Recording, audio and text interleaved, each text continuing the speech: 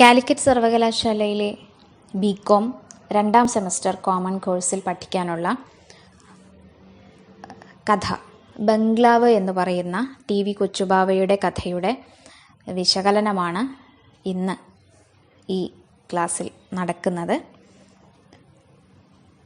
ആമുഖമായി ടി.വി. കൊച്ചുബാവ എന്ന കഥാകൃത്തിനെയും അദ്ദേഹത്തിൻ്റെ കുറച്ച് കഥകളെയും കഥാലോകത്തിൻ്റെ സ്വഭാവത്തെയുമൊക്കെ നാം പരിചയപ്പെടേണ്ടതായുമുണ്ട്.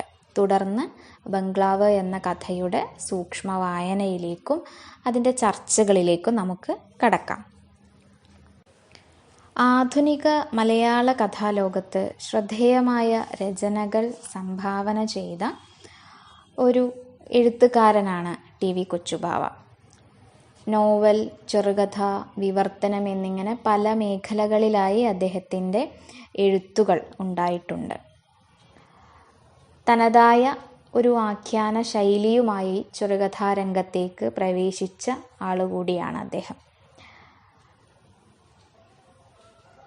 അദ്ദേഹത്തിൻ്റെ കഥകളുടെ പൊതുവായ ഒരു സ്വഭാവം എന്ന് പറയുന്നത് അത് മധ്യവർഗ ജീവിതങ്ങളിലെ പ്രശ്നങ്ങളെക്കുറിച്ച്, അവിടുത്തെ കപട സദാചാര ബോധത്തെക്കുറിച്ച്, കാപട്യങ്ങളെക്കുറിച്ച് ഒക്കെ ചർച്ച ചെയ്യാൻ ശ്രമിക്കുന്നു എന്നുള്ളതാണ്.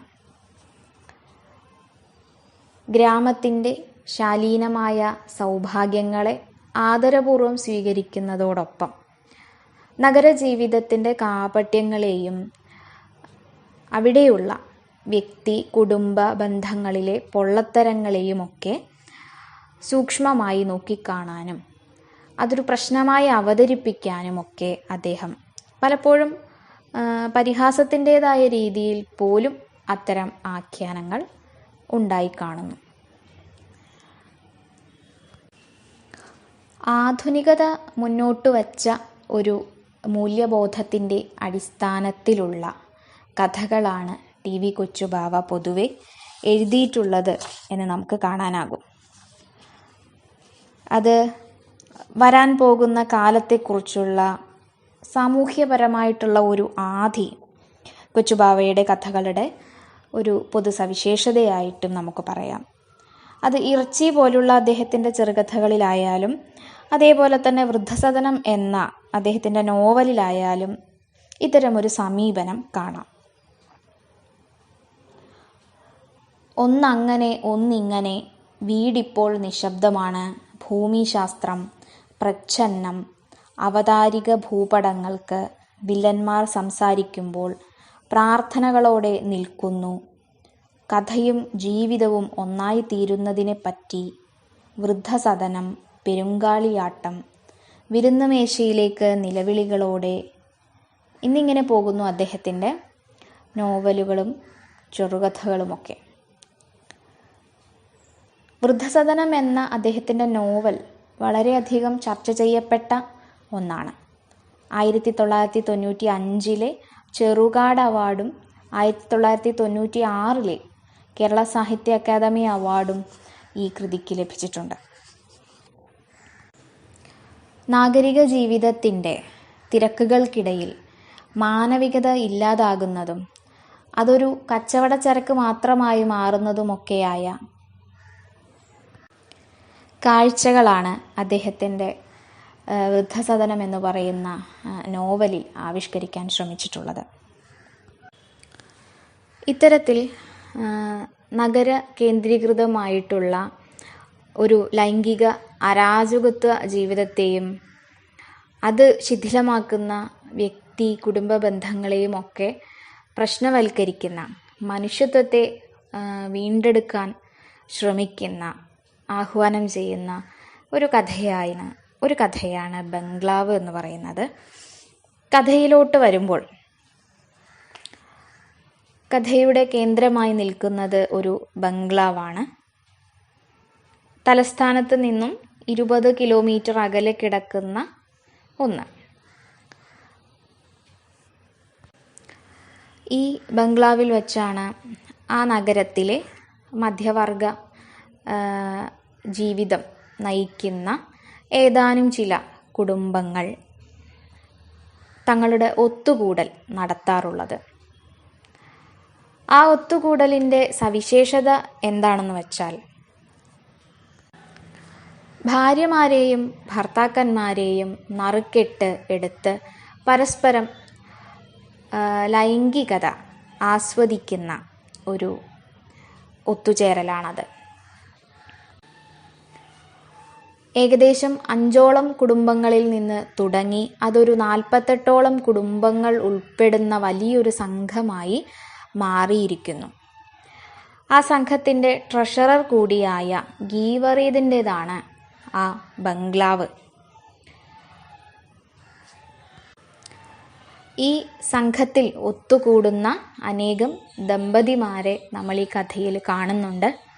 ഗീവറഗീദും ഭാര്യ സോമിയും, സോമരാജും വിജയകുമാരിയും, ഡോക്ടർ കോശിയും എമ്മയും, അങ്ങനെ അനവധി ദമ്പതിമാരെയും അവരുടെ ദാമ്പത്യത്തിലെ പ്രശ്നങ്ങളെയും വിള്ളലുകളെയും ഒക്കെയും ചെറിയ ചില സൂചനകളിലൂടെ കഥ ആവിഷ്കരിക്കുന്നുണ്ട്.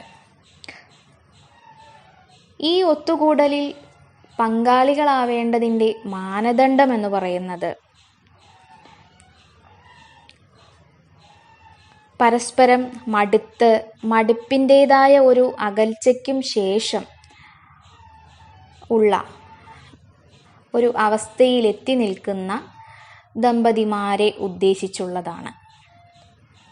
അതുകൊണ്ട് തന്നെ ചാരു രോഹിണിയെ ഫോൺ ചെയ്ത് ചോദിക്കുന്ന സമയത്ത്, ഇന്ന് നറുക്ക് കിട്ടുമ്പോൾ ആരായിരിക്കണമെന്നാണ് നിന്റെ പ്രാർത്ഥന എന്നൊരന്വേഷണം നടത്തുമ്പോൾ അവൾ പറയുന്നത്, സത്യം പറയാലോ, കളിയാക്കരുത്, എനിക്കെൻ്റെ ദാസേട്ടൻ മദീന എന്ന് പറയുന്നുണ്ട്. ആ സമയത്ത് രോഹിണി പറയുന്നു, എങ്കിൽ മടുപ്പ് തുടങ്ങിയിട്ടില്ല എന്നർത്ഥം. അങ്ങനെയെങ്കിൽ ഈ സഭയിലേക്ക് നിങ്ങൾ വരാറായിട്ടില്ല എന്നുള്ളതാണ് വാസ്തവം. പരസ്പരം മടുപ്പിൻ്റേതായ ഒരു അകൽച്ചയ്ക്കും ശേഷം വിരസമായ ജീവിതം നയിക്കുന്ന ദമ്പതികൾക്ക് വേണ്ടിയാണ് തങ്ങൾ ഈ ഒത്തുകൂടൽ നിശ്ചയിച്ചിരിക്കുന്നത് എന്ന് അവിടെ പറയുന്നുണ്ട്. എന്നാൽ ആ സംഘത്തിലോട്ട് വരുന്ന എല്ലാ ദമ്പതിമാരും ഇത്തരത്തിൽ പൂർണ്ണ സമ്മതത്തോടെ വരുന്നവരുമല്ല. ഈ പറയുന്ന ചാരു ദാസേട്ടൻ്റെ നിർബന്ധത്തിലാണ് വരുന്നത്. പുതിയ രീതികളോട് വേഗത്തിൽ ഇണങ്ങിച്ചേർന്ന് രസിക്കണം എന്ന ദാസേട്ടൻ്റെ നിർബന്ധം. അതുകൊണ്ടാണ് താൻ വരുന്നത് എന്ന് അവൾ തൻ്റെ നിലപാട് വ്യക്തമാക്കുന്നുണ്ട്. പുതിയതായി കല്യാണം കഴിഞ്ഞ സോമരാജൻ്റെ ഭാര്യ വിജയകുമാരിക്കും ഇത്തരം പ്രവണതകളോട് തീരെ താല്പര്യമില്ല. എങ്കിലും സോമരാജൻ്റെ നിർബന്ധപ്രകാരമാണ് വിജയകുമാരിയും ഈ കൂട്ടത്തിലോട്ട് എത്തിച്ചേരുന്നത്.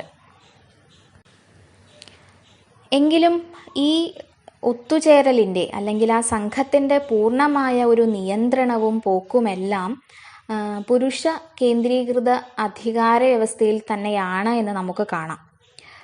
ഗീവറഗീദിൻ്റെയും ഭാര്യ സോമിയുടെയും പരസ്പര സംഭാഷണങ്ങൾ തന്നെ എടുത്ത് നോക്കിയാൽ മതിയാകും. ആ സംഘടന തുടങ്ങിയ കാലം തൊട്ടേ ഗീവറീദിന് എന്നും നറുക്കെടുപ്പിൽ തൻ്റെ ഭാര്യയെ തന്നെയായിരുന്നു കിട്ടിയിരുന്നത്. അതിലയാൾക്ക് കടുത്ത നിരാശയും നീരസവും ഉണ്ട് എന്നുള്ളതാണ്. അതുകൊണ്ട് തന്നെ താൻ ഈ പണി നിർത്താൻ പോവുകയാണ് എന്ന് പോലും അദ്ദേഹം പരാതി പറയുന്നുണ്ട്. അതേസമയം സോമി അതിനു പറയുന്ന മറുപടിയാണ് ശ്രദ്ധിക്കേണ്ടത്. അന്നത്തെ നറുക്കെടുപ്പിലും തനിക്ക് ഭാര്യയെ തന്നെ കിട്ടിയതിൻ്റെ ദേഷ്യത്തിൽ പകയോടെ അയാൾ ഭാര്യയെ നോക്കുന്നു. ഞാൻ ഈ ഏർപ്പാട് നിർത്താൻ പോവുകയാണ്, എൻ്റെ ബംഗ്ലാവ് ഞാൻ വിൽക്കാൻ വിചാരിക്കുന്നു എന്നയാൾ പറയുന്നു. സോമി ഒന്നും പറയുന്നില്ല. നിസാരവും അമർത്തിയതുമായ ഒരു ചിരിയിൽ അവൾ ഇരിക്കുകയാണ്. ഇത് കണ്ട് വീണ്ടും പ്രകോപിതനായ അദ്ദേഹം പറയുന്നു, നീ ഒന്നും പറഞ്ഞില്ല, ഒക്കെ താങ്കളുടെ ഇഷ്ടം, എന്നും അങ്ങനെയാണല്ലോ എന്ന് അവൾ പറയുന്നുണ്ട്. അപ്പോൾ അയാൾ വീണ്ടും തുടരുകയാണ്, ഈ കൂടിച്ചേരൽ തുടങ്ങുന്ന കാലത്ത് ഞാനും നീയും നമ്മുടെ മേനോനും രാധികയും ഡോക്ടർ വർക്കിയും മറിയാമ്മയും അടക്കം 5 കുടുംബങ്ങളെ ഉണ്ടായിരുന്നുള്ളൂ. നീ ഓർക്കുന്നുണ്ടോ അതൊക്കെ? ഇന്ന് അതാണ് 48 കുടുംബങ്ങളും ഫണ്ടുമുള്ള സ്ഥിതിയിലേക്ക് വളർന്നിരിക്കുന്നത്. പക്ഷേ എനിക്ക് മടുത്തിരിക്കുന്നു. അന്നും ഇന്നും എൻ്റെ നറുക്കിൽ നീ മാത്രം വീഴുന്നു. മതിയായി. ഇതിന് സോമി പറയുന്ന മറുപടി ഇങ്ങനെയാണ്: എൻ്റെ നറുക്കിൽ താങ്കളും അതാലോചിക്കുന്നില്ല എന്നുള്ളതാണ് പ്രശ്നം. സ്ത്രീയുടെ ലൈംഗിക താല്പര്യങ്ങളെ നിരാകരിക്കുന്ന പുരുഷ കേന്ദ്രീകൃത സമൂഹത്തിൻ്റെ ഒരു ചിത്രമാണ് സോമിയിലൂടെയും വിജയകുമാരിയിലൂടെയും ചാരുവിലൂടെയും എല്ലാം കഥയിൽ കാണുന്നത്. ആ സംഘത്തിൽ ഭാര്യമാരുടെ അഭിരുചി വേണ്ടത്ര പരിഗണിക്കപ്പെടുന്നുണ്ടോ എന്നുള്ളത് ചോദ്യം തന്നെയാണ്.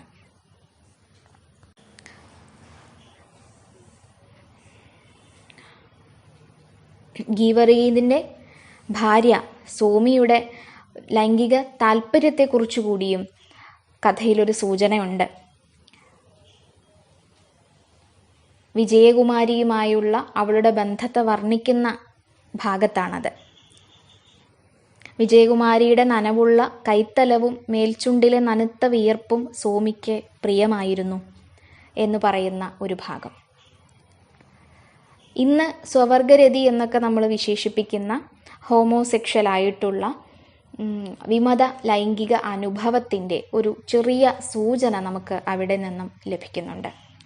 ഇത്തരത്തിൽ പല തരത്തിലുള്ള ലൈംഗിക താല്പര്യങ്ങളെ കഥ പ്രശ്നവൽക്കരിക്കുന്നുണ്ട് എന്ന് പറയുമ്പോഴും കഥയുടെ കേന്ദ്രം സ്ഥിതി ചെയ്യുന്നത്, അല്ലെങ്കിൽ കഥയുടെ ലക്ഷ്യമായി കഥാകൃത്ത് കൊണ്ട് എത്തുന്നത് മധ്യവർഗ ജീവിതത്തിലെ കപട സദാചാര പ്രശ്നവൽക്കരിക്കുന്നതിലാണ്. എന്നാൽ ലൈംഗിക അരാജകത്വ ജീവിതങ്ങളുടെ ഇത്തരം കഥപിറച്ചിലിന് ഇടയിലേക്ക് ജീവിത മരണങ്ങളുടെ ഇടയ്ക്കുള്ള, അല്ലെങ്കിൽ മാനുഷിക മൂല്യങ്ങളുടെ ആവിഷ്കാരങ്ങൾ എന്ന് പറയുന്ന കുറച്ച് കഥകൾ കൂടി കഥയുടെ കൈവഴിയായി കടന്നു വരുന്നുണ്ട്. സിസ്റ്റർ ഫ്ലോറയുടെയും നേഴ്സ് സാവിത്രിയുടെയും അവൾ പരിചരിക്കുന്ന രോഗിയും അയാളുടെ മകളുമടങ്ങുന്ന അത്രയും കഥാപാത്രങ്ങൾ അടങ്ങുന്ന ഒരു ഭാഗമാണ് അത്. സംഘത്തിൻ്റെ വൈകുന്നേരത്തെ ഒത്തുകൂടലിന് വേണ്ടി തയ്യാറാകുന്ന ഡോക്ടർ കോശിയിലൂടെയാണ് ഈ കഥ പറയാൻ ഉദ്ദേശിക്കുന്ന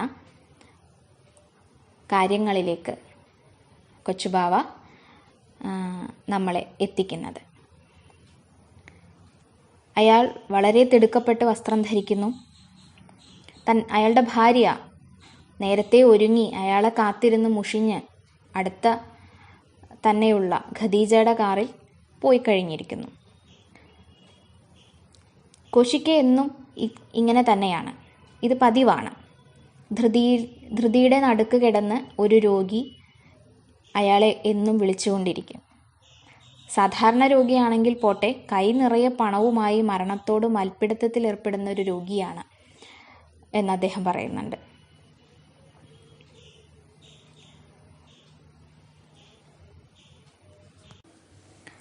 സംഘത്തിലേക്ക് പുറപ്പെടാനായി ധൃതി കൂട്ടുന്ന കോശിയുടെ ഫോണിലേക്ക് നിരന്തരമായി ആശുപത്രിയിൽ നിന്നും നഴ്സ് സാവിത്രി വിളിച്ചുകൊണ്ടിരിക്കുകയാണ്. 16-ാം ബെഡിലെ രോഗി മരിച്ചുകൊണ്ടിരിക്കുകയാണ്.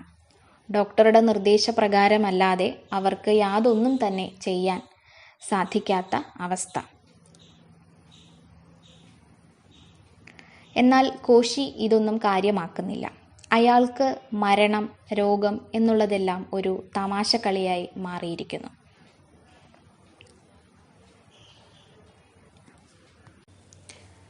സാവിത്രി എന്ന് പറയുന്ന കഥാപാത്രത്തെ കൊച്ചുബാവ കുറച്ചധികം തന്നെ വിശദീകരിക്കുന്നുണ്ട്. അവർ യഥാർത്ഥത്തിൽ ആ തൊഴിലിന് പാകപ്പെട്ട് കഴിഞ്ഞിട്ടുണ്ടായിരുന്നില്ല.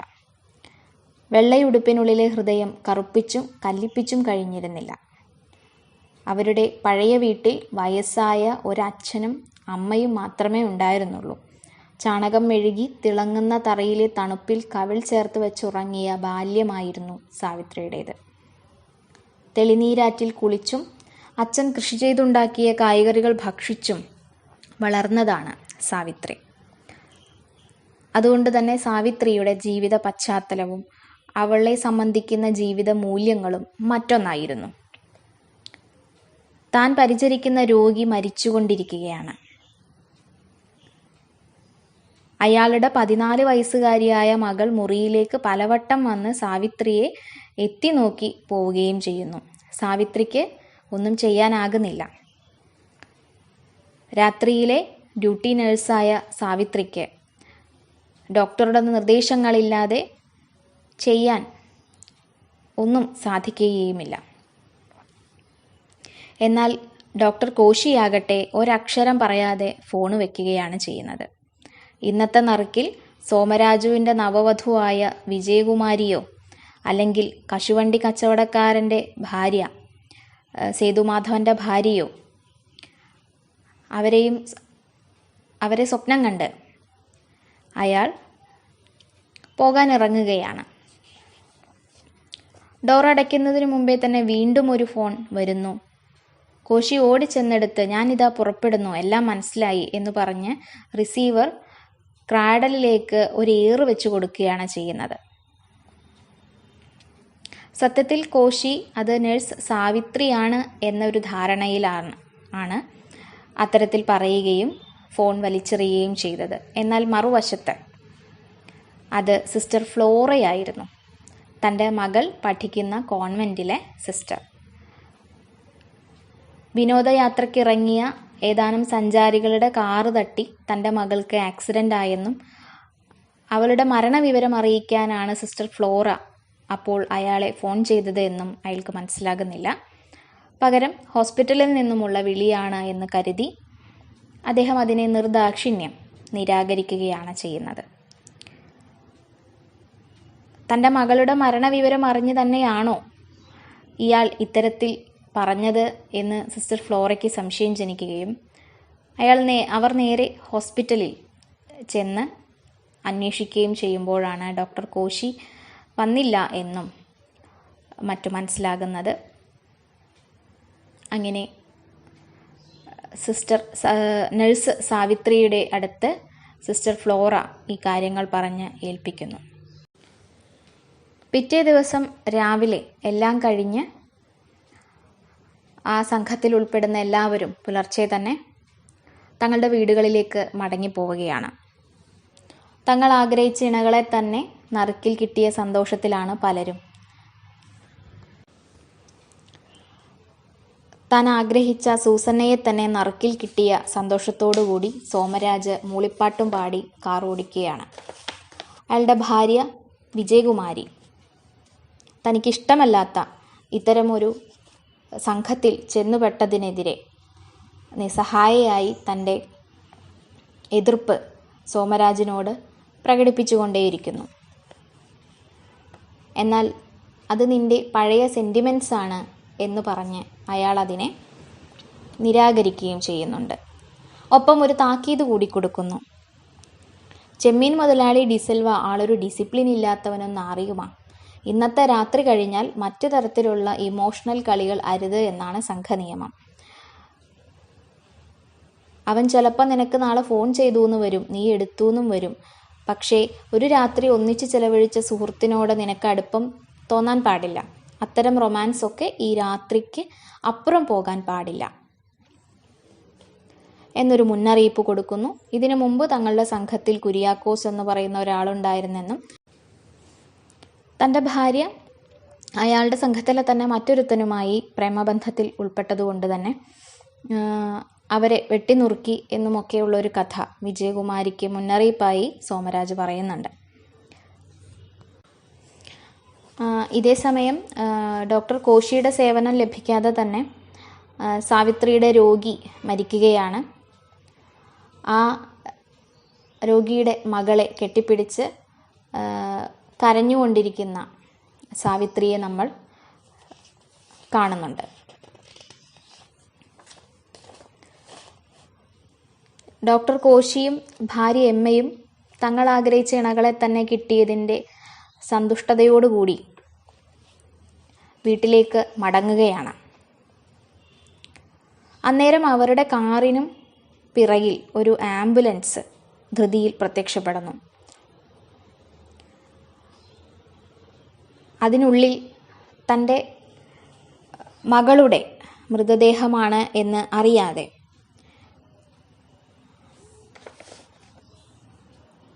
എന്നാൽ ഏതോ ഒരു രോഗിയോ മൃതദേഹമോ ആണ് അതിൽ എന്ന് ഊഹിക്കുന്ന കോശി മരണങ്ങളുടെ തമാശയിൽ ഹരം കൊണ്ടിരുന്ന ആ മനുഷ്യൻ കഴിയുന്നതും ആംബുലൻസിനെ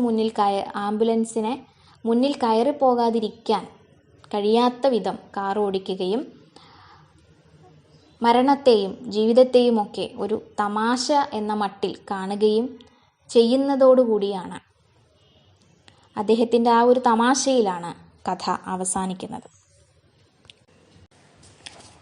പ്രധാനമായും 3 തരത്തിലുള്ള കഥാപാത്രങ്ങളെ നമുക്ക് ഈ കഥയിൽ കാണാം. ഒന്ന്, വ്യക്തി കുടുംബ ബന്ധങ്ങളെ നിരാകരിച്ച് സമൂഹം കൽപ്പിക്കുന്ന മൂല്യബോധങ്ങളെ അപ്പാടെ തള്ളിക്കളഞ്ഞ് തങ്ങളുടേതായ ലൈംഗിക ജീവിതത്തിലേക്ക്, അതിൻ്റെ സംതൃപ്തിയിലേക്ക് മാത്രം നടന്നെടുക്കുന്ന ഏതാനും കഥാപാത്രങ്ങൾ. ഒപ്പം അതിനെ പ്രതിരോധിക്കാൻ കഴിയാതെ, അത്തരം പ്രവണതകളെ ഒട്ടും ഇഷ്ടപ്പെടാതെ, എന്നാൽ അതിൻ്റെ നിർബന്ധങ്ങൾക്ക് വഴങ്ങി അതിൽ ചെന്നുപെടേണ്ടുന്ന ചില ആളുകൾ, വിജയകുമാരിയെ പോലുള്ള കഥാപാത്രങ്ങളൊക്കെ ഇതിൽ ഉൾപ്പെടും. മറ്റൊന്ന്, മനുഷ്യത്വവും കരുണയുമുള്ള ജീവിത മൂല്യങ്ങളെ മറ്റെന്തിനും മീതെ, ഭൗതികമായോ ലൗകികമായോ ഒക്കെയുള്ള തങ്ങളുടെ ആഗ്രഹങ്ങൾക്കും വാഞ്ചകൾക്കുമൊക്കെ മീതെ ഉയർത്തിപ്പിടിച്ച് ജീവിക്കുന്ന ഏതാനും ആളുകൾ. സിസ്റ്റർ ഫ്ലോറയെ പോലെയും നഴ്സ് സാവിത്രിയെ പോലെയുമുള്ള കഥാപാത്രങ്ങൾ ഈ ഗണത്തിൽപ്പെടും. ഈ ബംഗ്ലാവ് എന്ന് പറയുന്ന കഥ, അതിൻ്റെ ഒരു എഴുത്തിൻ്റെ പരിസരവും അത് വായിക്കുന്ന കാലത്തിൻ്റെ പരിസരവും ഒക്കെയായി ബന്ധപ്പെട്ട് കിടക്കുന്നതാണ്. ലൈംഗികമായ അരാജകത്വ ജീവിതങ്ങളുടെ കഥ പറച്ചിലിനിടയിലേക്ക് ജീവിത മരണങ്ങളുടെ ഇടയ്ക്കുള്ള അല്ലെങ്കിൽ മാനുഷിക മൂല്യങ്ങളുടെ ആവശ്യകതയെ ആവിഷ്കരിക്കുന്ന കഥാപാത്രങ്ങളെയും കഥകളെയും കഥാസന്ദർഭത്തെയും ഒക്കെ കൊച്ചുബാവ കൂട്ടിച്ചേർക്കുന്നത് എന്തുകൊണ്ടാണ്? ഉപഭോഗ സംസ്കാരത്തിൻ്റെ ജീർണത വെളിപ്പെടുത്തുന്ന, ജീവിത മൂല്യങ്ങളെ സംബന്ധിച്ച ധാരണകളെ ഊട്ടിയുറപ്പിക്കുന്ന ഒന്നാണ് ഈ കഥ എന്ന് നമുക്ക് പറയാം. നഗരജീവിതത്തിലെ സ്ത്രീ പുരുഷ ബന്ധങ്ങളിലുണ്ടാകുന്ന വിള്ളലുകൾ, കുടുംബ ബന്ധങ്ങളുടെ തകർച്ച, എങ്ങുമുള്ള അവിശ്വാസം, അസംതൃപ്തി, ഇതെല്ലാം ലൈംഗികമായ അരാജകത്വ ജീവിതത്തിലേക്ക് അവരെ കൊണ്ടുചെന്ന് എത്തിക്കുന്നുണ്ട്. അതേസമയം ആ ജീവിതമാകട്ടെ പൂർണ്ണമായും പുരുഷ കേന്ദ്രീകൃതവുമാണെന്ന് കാണാം. പുരുഷ കേന്ദ്രീകൃതമായ സമൂഹത്തിൻ്റെ, പുരുഷൻ്റെ ഭോഗാസക്തി സ്ത്രീ സമൂഹത്തെ ഇരകളാക്കുന്നതിൻ്റെ ദൃഷ്ടാന്തമായാണ് വിജയകുമാരിയുടെയൊക്കെ കഥ നമ്മളോട് പറയുന്നത്. സോമിയുടെ ലൈംഗിക താല്പര്യം മറ്റൊന്നായിരുന്നു. എന്നാൽ ഭാര്യമാരുടെ അഭിരുചി പരിഗണിക്കപ്പെടാത്ത, സ്ത്രീയുടെ ലൈംഗിക താല്പര്യങ്ങളെ നിരാകരിക്കുന്ന ഒരു പുരുഷ കേന്ദ്രീകൃത സമൂഹമാണ് കഥയിലും നാം കാണുന്നത്. എല്ലാം ഭോഗിക്കാനുള്ളതാണ് എന്നുള്ള ഒരാലോചന, അല്ലെങ്കിൽ അത്തരമൊരു ചിന്ത, ആ ഒരവസ്ഥയുടെ ഭീകരമായിട്ടുള്ള ഒരു ആവിഷ്കാരം എന്ന നിലയിലേക്കാണ് ബംഗ്ലാവിലുള്ള ഒത്തുചേരലിനെ കഥാകൃത്ത് കാണാൻ ശ്രമിക്കുന്നത്.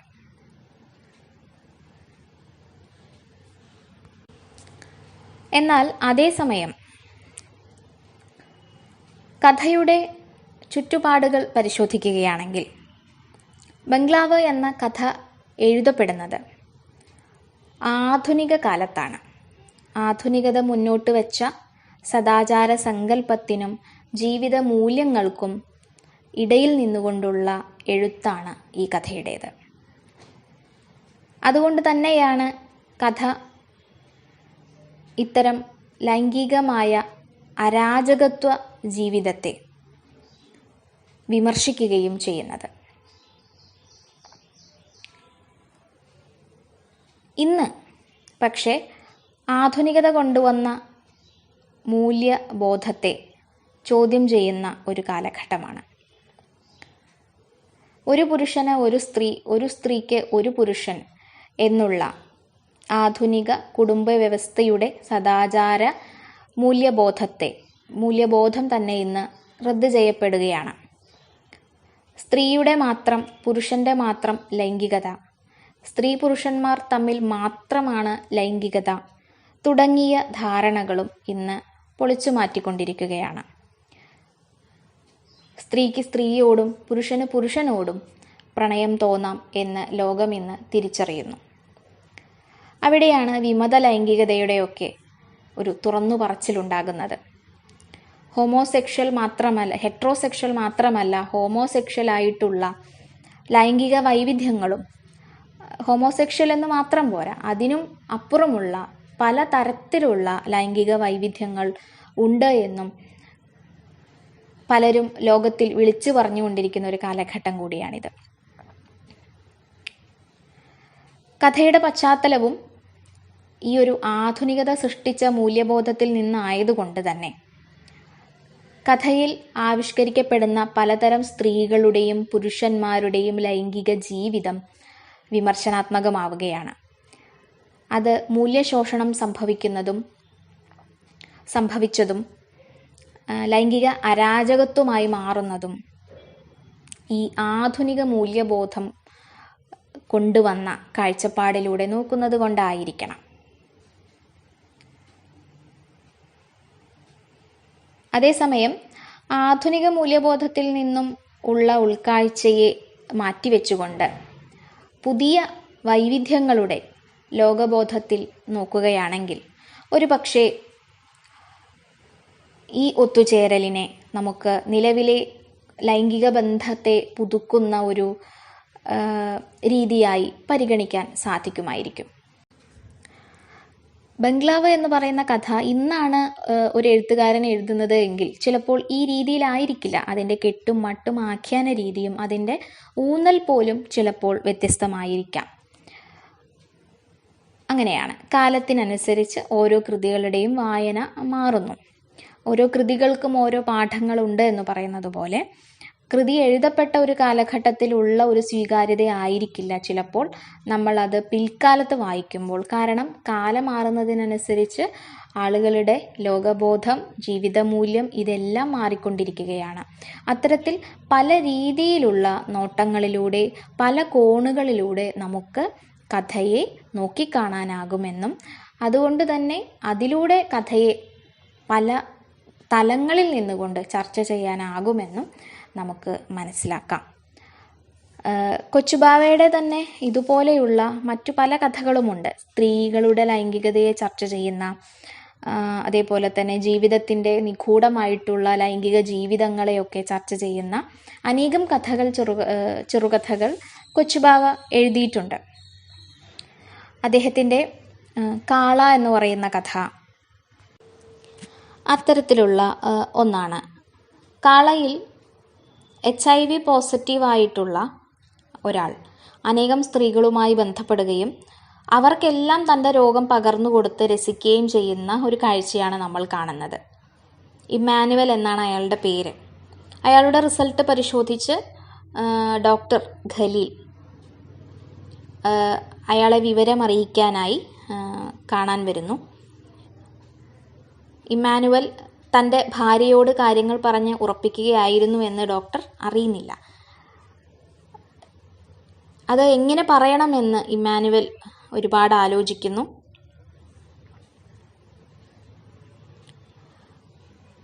ഖലീൽ ഇമ്മാനുവലിൻ്റെ വീട്ടിൽ നിന്നും ആബിദയെ ഫോൺ ചെയ്ത് അയാളുടെ രോഗവിവരം അറിയിക്കുന്നു. തൻ്റെ ഭർത്താവ് എല്ലാം അറിഞ്ഞുപോയി എന്ന് വിചാരിച്ച് ഉറക്കഗുളികൾ കഴിച്ചിരുന്ന ആബിദ മരിച്ചു വീഴുകയാണ് ചെയ്യുന്നത്. എന്നാൽ ഭീകരനായിട്ടുള്ള ഇമ്മാനുവൽ പരിചയത്തിലുണ്ടായിരുന്ന എല്ലാ സ്ത്രീകളെയും വിളിച്ച് തൻ്റെ രോഗരഹസ്യം പറയുകയാണ്. കഥയിൽ ഇങ്ങനെയാണ് പറയുന്നത്: ഒറ്റ രാത്രി കൊണ്ട് ആ നഗരത്തിൽ പുകയുന്ന 49 ഭവനങ്ങളുണ്ടായി. രാത്രിയുടെ വൈകിയ ഇടവേളകളിലും ഒരു പൊട്ടിച്ചിരിയായി മാറിയ, പിന്നെ ഒരു പൊട്ടിക്കരച്ചിലായി മാറിയ ഇമ്മാനുവലും ഉണ്ടായി എന്ന്. അത്തരത്തിലുള്ളൊരു കഥ അദ്ദേഹം എഴുതിയിട്ടുണ്ട്. അതേപോലെ തന്നെ അലമാരയിലെ ജാരൻ എന്ന് പറയുന്ന ഒരു കഥ, സ്ത്രീയുടെ ലൈംഗിക ആസക്തിയെക്കുറിച്ചും അതിൻ്റെ ദുരന്തത്തെക്കുറിച്ചുമൊക്കെ അവതരിപ്പിക്കുന്ന, ഇന്ന് അത് ദുരന്തം എന്ന് നമുക്ക് പറയാൻ സാധിക്കുകയില്ല എങ്കിൽ പോലും അത്തരത്തിലുള്ള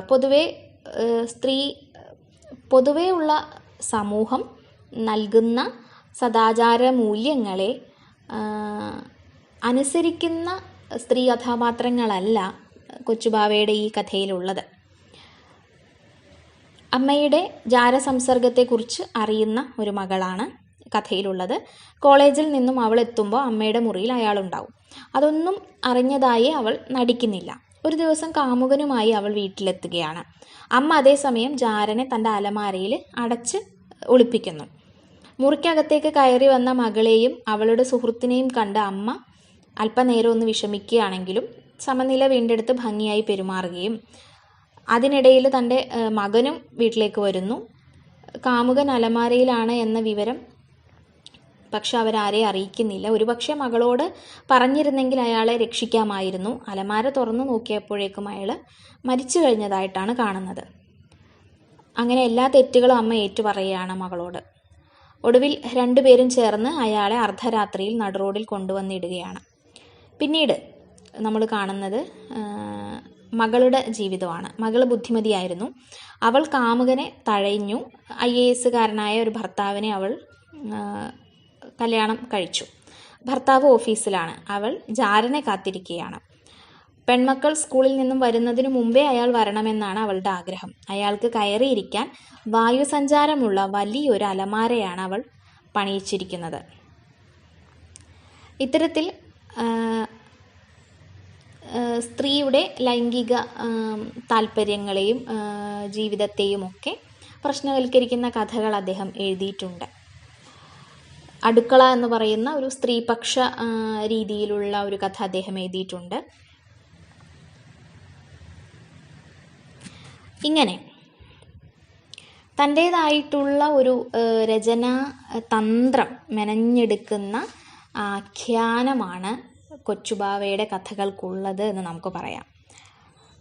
അത് നോവലിലാണെങ്കിലും ചെറുകഥയിലാണെങ്കിലും ഒക്കെ തനതായിട്ടുള്ള ഒരു ഭാഷാ ശൈലിയിലൂടെയാണ് അദ്ദേഹം ആവിഷ്കരിക്കുന്നത്. പലയിടത്തും അത് ഹാസ്യമായും പരിഹാസമായും ഒക്കെ മാറുന്നുണ്ട്.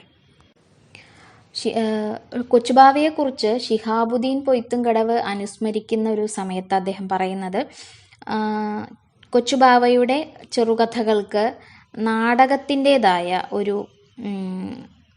ഒരു സ്വാധീനമുണ്ട് എന്നുള്ളതാണ്. അതായത് ചെറുകഥ എന്ന് പറയുന്ന സാഹിത്യശാഖയ്ക്ക് അനവധി കലാരൂപങ്ങളുടെ പരോക്ഷമായ സാന്നിധ്യമുണ്ട്. അത് ചിത്രകല, നൃത്തം, അങ്ങനെ പല കലാരൂപങ്ങളുടെ ഒരു സ്വാധീനം ചെറുകഥയ്ക്കുണ്ട്. അത്തരത്തിൽ കൊച്ചുബാവയുടെ ചെറുകഥയ്ക്ക് നാടകീയമായിട്ടുള്ള ഒരു പരോക്ഷ സാന്നിധ്യമാണ് ഉള്ളത് എന്ന് പുതിയ കാലത്തെ കഥാകൃത്തായിട്ടുള്ള ശിഹാബുദ്ദീൻ പൊയ്ത്തുംകടവ് നിരീക്ഷിക്കുന്നുണ്ട്. അപ്പോൾ നമ്മൾ പറഞ്ഞു വന്നത് ഇതാണ്. ബംഗ്ലാവ് എന്ന് പറയുന്ന കഥയെയും ആ കഥ എഴുതപ്പെട്ട കാലത്തിൻ്റെ മൂല്യബോധത്തെയും നമ്മൾ ചർച്ച ചെയ്യുന്നു. അതേ മൂല്യബോധത്തിൽ നിന്നുകൊണ്ട് നോക്കുമ്പോൾ നന്മ തിന്മ എന്ന് പറയുന്ന ഒരു വൈരുദ്ധ്യത്തെ പ്രശ്നവൽക്കരിക്കുന്ന ഒരു കഥയായി നമുക്കിതിനെ കാണാം. പുതിയ കാലത്ത് നിന്ന് നോക്കുമ്പോൾ ഓരോ വ്യക്തിയുടെയും ജീവിതം എങ്ങനെ അയാളെ ഈ ഒരു അവസ്ഥയിൽ കൊണ്ടുചെന്ന് എത്തിച്ചു എന്നുള്ളതിൻ്റെ ന്യായീകരണമായിട്ടുള്ള ഒരു നോട്ടത്തിലൂടെ നമുക്ക് കാണാൻ ഇത്തരത്തിൽ പലതരം വായനകൾ ആവശ്യപ്പെടുന്ന ഒരു കഥയായി ബംഗ്ലാവ് മാറുന്നുണ്ട് എന്ന് പറയുകയാണ് നമ്മൾ ചെയ്യുന്നത്. ഇനി ഓരോരുത്തരുടെയും നോട്ടം ഓരോ തരത്തിലായിരിക്കുമെന്ന് നമ്മൾ പറഞ്ഞു. അത്തരത്തിൽ നിങ്ങൾക്ക് ഈ കഥ വായിച്ചപ്പോൾ തോന്നിയ കാര്യങ്ങൾ എന്തൊക്കെയാണ്? ഇതേ രീതിയിലായിരിക്കണമെന്നില്ല ഓരോരുത്തരും വായിക്കുന്നതും മനസ്സിലാക്കുന്നതും. അതുകൊണ്ട് തന്നെ നിങ്ങളുടെ വായനാനുഭവത്തെക്കുറിച്ച്, ബംഗ്ലാവ് എന്ന കഥ വായിച്ചപ്പോൾ നിങ്ങൾക്ക് തോന്നിയ അനുഭവത്തെക്കുറിച്ച് ഇവിടെ പങ്കുവയ്ക്കുക. നിങ്ങളുടെ വോയിസ് നോട്ടുകൾ ഇട്ടാൽ മതി. നിങ്ങൾക്ക് അതേസമയം ഈ കഥ വായിച്ചപ്പോൾ ഉണ്ടായ സംശയങ്ങളോ അല്ലെങ്കിൽ മറ്റെന്തെങ്കിലും ചർച്ചകളോ ഒക്കെ വേണമെങ്കിൽ അതും നമുക്ക് നമ്മുടെ ഗ്രൂപ്പിൽ ചർച്ച ചെയ്യാവുന്നതാണ്.